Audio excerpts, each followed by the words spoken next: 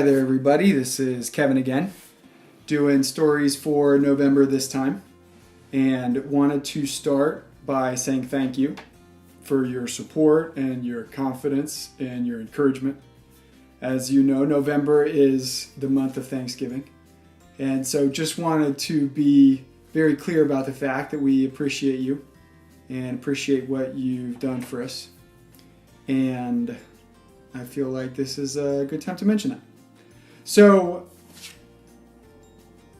that being said, I also wanted to talk this time a little bit about World War II, because in addition to being the month of Thanksgiving, November is also the month of Veterans Day.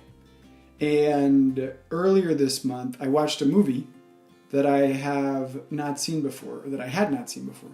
I'd heard about it, but not seen it. It is the Tom Cruise flick about Operation Valkyrie in World War II in Germany. If you don't know what this is about, it revolves mostly around a guy named Klaus von Stauffenberg.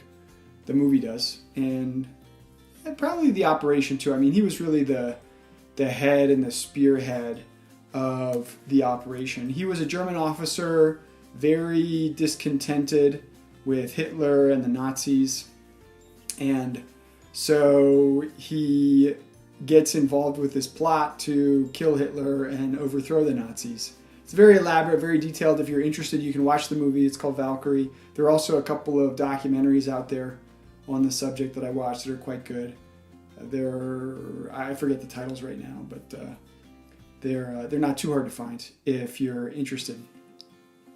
And just briefly, he heads up this operation. He gets a bomb, actually a couple of bombs, and he's supposed to take them into Hitler's bunker in what is called the Wolf Slayer, which was Nazi headquarters. I think it was an hour or two by air outside of Berlin. I'm not sure which direction. Don't remember. But he had access to Hitler. He was one of Hitler's trusted aides and officers, and so he had access to him in the Wolf Slayer while they were doing a war planning meeting. And so he is invited to a briefing. The briefing is supposed to be in a concrete bunker. He brings a bomb to the meeting in a bag.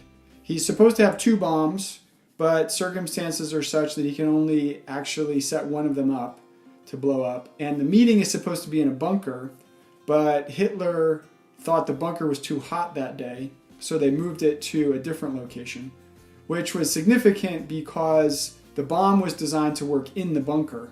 And if the bomb had detonated in the bunker, then it probably would have killed everyone in the bunker, including Hitler. But because they moved it to a different location near the bunker, but in a location that was not enclosed the way the bunker was, von Stauffenberg, he leaves the bomb in the bag, and then he goes off out of the building, so he's not killed by the bomb. And then the bomb blows up, and it does kill a few people, it injures a bunch of people. It doesn't really do much damage to Hitler, though. And so von Stauffenberg comes back to Berlin via plane, and they've got the communications cut off, and they've got a bunch of other things going on. They trick a bunch of people who are really supporters of Hitler into helping them with the operation. So they make some good progress. They, I think, especially in areas outside of Berlin, basically all of the Nazis had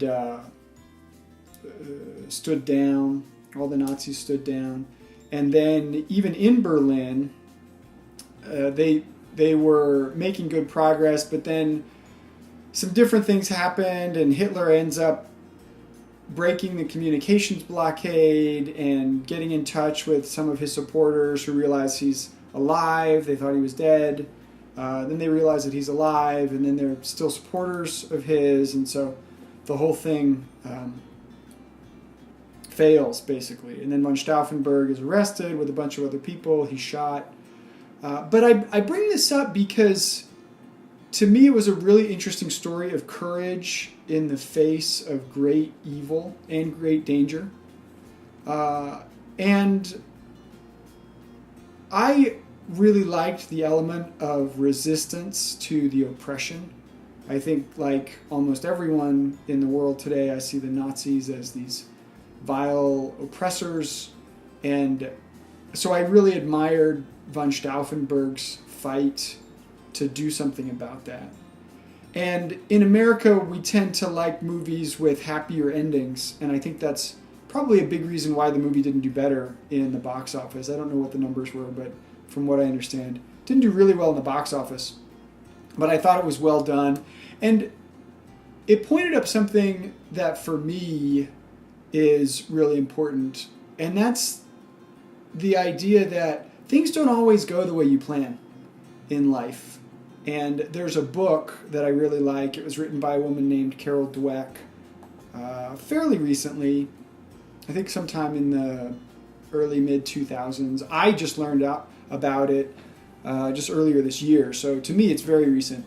But read it, listened to an audiobook, which is to me is reading, but you know, I guess some people might debate that. But read it, listened to it earlier this year, and just thought it was really good in a lot of different respects.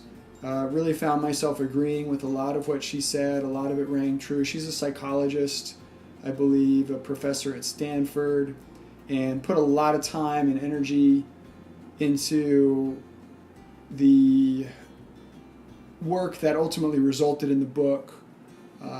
So I was just really impressed. And one of her ideas is that you have these two different ways of looking at the world. One is a growth mindset and one is a fixed mindset. And people with a fixed mindset, they really, really, really, really don't like to fail. It's really important to them that they not fail when they're trying to achieve something. It's so important to them that it screws them up, basically. And it inhibits them. It prevents them from learning from their failures, from doing things that are so difficult that they're probably going to fail, and then doing those things and then learning and then growing and then over time being able to do more and more and more because of the learning that they're going through. So I was reminded of that by this Valkyrie stuff, and I feel like that is just an important principle to remember in life, that sometimes you just need to go for it even if you might fail. And failure is not the worst thing in the world. Even with von Stauffenberg, he failed, he was executed, but I believe that what he did was better than not trying at all. And so I admire what he did there. So liked the movie, liked the documentaries that I watched, was appreciative of his fight against Hitler and the effort to overthrow Hitler there in Nazi Germany. And I think that's about it for this month. So thanks again if you made it this far. Thanks for listening. And hope you enjoyed your Thanksgiving and your Veterans Day. And God bless.